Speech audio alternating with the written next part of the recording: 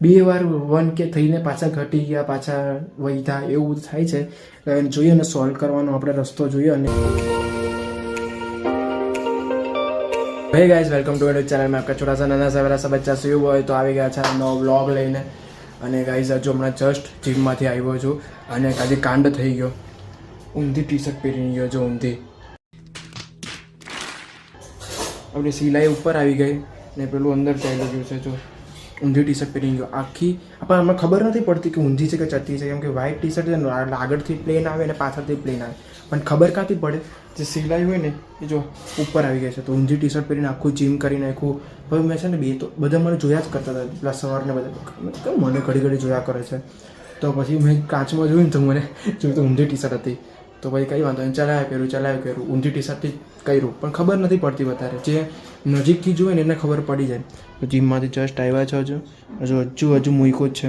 અને એક પ્રોબ્લેમ શું છે ખબર ગઈ છે અમારે કવર કાઢવાનો, કેમ કે આ કવર છે ને કવરમાંથી ફેસ લાઇટ છે ને એમ પ્રકાશ બરાબર ફેંકતી નથી, કેમ કે જો આ થોડુંક વાંકું છે ફેસ લાઇટનું, એટલે છે ને એમ આખું આમ પેલું ઝરમરી આવી જાય. આ કવર લગાવીને કરે ને તો કંઈ વાંધો નહીં. કવર નવું લેવાનું છે, ફ્લિપ કવર, કેમ કે છે ને એના ઉપર છે ને ગ્લાસ પણ નથી, ખાલી પેલું બ્લર પેલું પેપર આવે ને બ્લર, એ પેપર જ છે ખાલી, ગ્લાસ પણ નથી. એટલે ગ્લાસ બી નાખવાનું 300 રૂપિયાનો ગ્લાસ છે.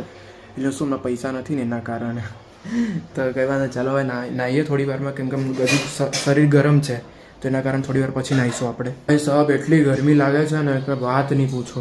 સવારની ગરમી લાગતી થઈ જાય છે, એના કારણે પંખા વગર તો રહેવાતું જ નથી.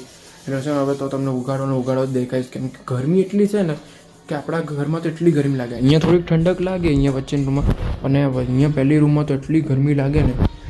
એસીમાં જોઈએ છે હવે, કાલથી એસીમાં સુવાનું ચાલુ કર્યું છે. બપોરે પણ ચાલુ કરવું પડશે એસી. ઓફિસમાં તો એસી જ છે એટલે વાંધો નથી, એટલે મજા જ આવ્યા કરે. ઉગાડો. ये सब क्या देखना पड़ रहा है? अच्छा है मैं अंधा हूँ.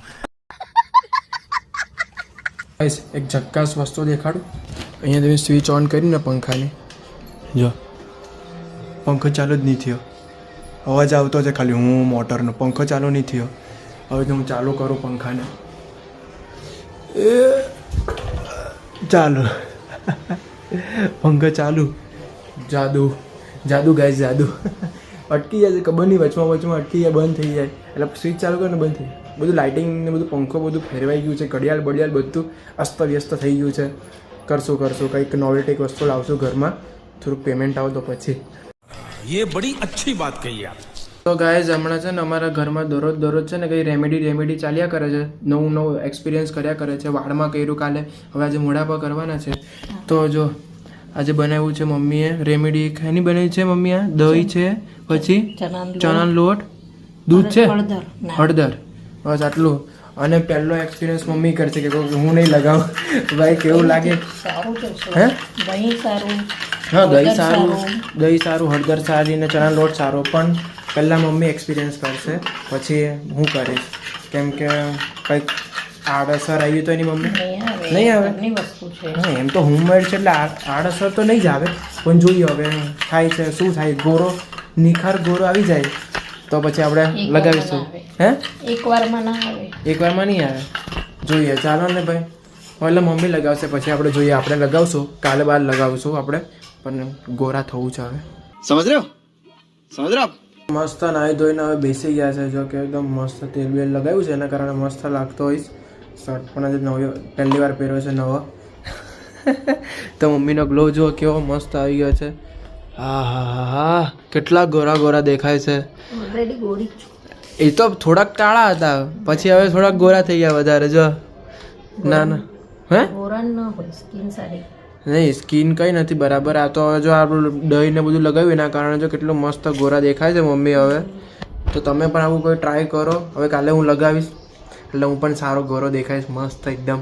તો આજે ખાવામાં જો બની રહ્યું છે ભીંડાનું શાક, મારું ફેવરેટ છે. બટાકા તો નાખો મમ્મી? હે બટાકા નહીં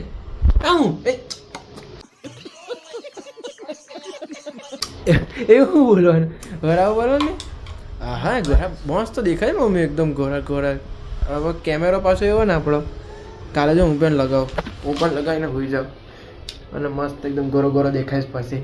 છે જમવામાં છે ભીંડાનું શાક, રોટલી, વઘારેલી ખીચડી, છાશ.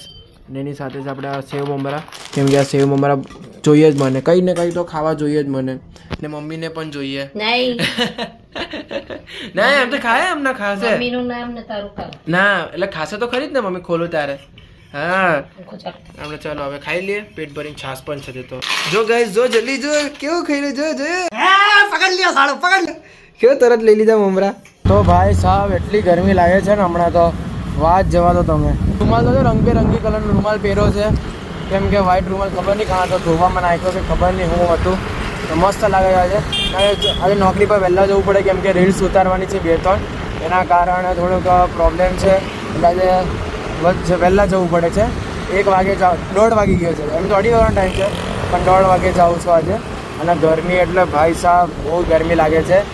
એ સુરત દાદા આટલું તાપમાન નહીં રાખો, થોડું ઘટાડજો તમારું તાપમાન. ગુસ્સો સેહત માટે હાનિકારક છે, પ્લીઝ થોડો ગુસ્સો ઓછો કરી નાખો, કેમ કે બહુ જ ગરમી પડે છે. અને ગરમી પડશે તો હું કાળિયો થઈ જઈશ તો કોઈ છોકરી નહીં આપે મને. हम इन्होंने वक्त बदल दिया, जज्बात बदल दिए, जिंदगी बदल दी. गाइस अब 1 જ સબસ્ક્રાઈબર બાકી છે ખાલી 1K માં, તો 1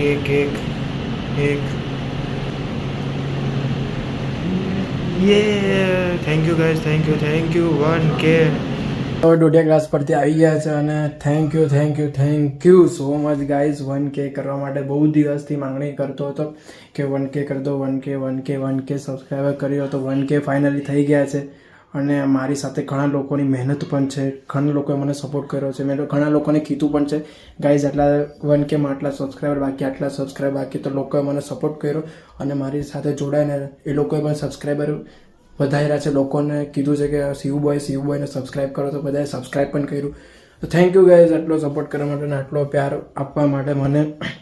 અને બહુ જ ખુશીનો દિવસ થશે કેમ કે 1K થઈ ગયા અને એક પ્રોબ્લેમ સોલ્વ બી થઈ ગઈ છે. જે બધી પ્રોબ્લેમ આવેલી યુટ્યુબમાં કે લોકો કહેતા હતા કે આ તમને ડેટા છે ને, એવું કહેવાનું એવું હતું કે ડેટા છે ને એ બધા સ્ટોપ થઈ ગયા છે, ડેટા અમે શોધી રહ્યા છે, કાં ખોવાઈ ગયા છે ને કાં સ્ટોપ થઈ ગયા છે, તે પ્રોબ્લેમ સોલ્વ થઈ ગઈ છે. પણ આપણા સબસ્ક્રાઈબર ઊંચા નીચા થયા કરે છે અને પાછા ડાઉન અપ બધું થયા કરે છે. તો એના કારણે હવે જોઈએ 1Kમાંથી ઘટી નહીં જોવા જોઈએ. જો 1K ઘટી જાય તો તમે પાછા સબસ્ક્રાઈબ કરી દેજો, કેમ કે મારા ફ્રેન્ડ જ મને કીધું કે છે ને, મેં તને મારી પાસે જેટલા ફ્રેન્ડ હતા એટલું બધાને શેર કર્યું, એને સબસ્ક્રાઈબ કર્યા, વૈધા પણ 2 વાર 1K થઈને પાછા ઘટી ગયા, પાછા વૈધા, એવું બધું થાય છે. જોઈએ ને સોલ્વ કરવાનો આપણે રસ્તો જોઈએ, અને એક એરર પણ છે એ પણ સોલ્વ કરી નાખશું આપણે થોડા દિવસોમાં. અને once again thank you so much guys 1K સુધી પહોંચાડવા માટે. હજુ આપણે બહુ જ આગળ જવાનું છે. તમારો સપોર્ટ ને તમારો પ્યાર આવી રીતના વરસાવતા રહેજો. તો આ સાથે બ્લોગને એન્ડ કરે તો મળે એક નવો બ્લોગ છે. ટાટા બાય બાય, સીઓને સબસ્ક્રાઈબ કર્યા વગર નહીં જતા. ગરમી બહુ છે તો ફટાફટ સબસ્ક્રાઈબ કરી દો એટલે ઠંડી લાગી જાય. તો મળીએ, બાય. સબસ્ક્રાઈબ.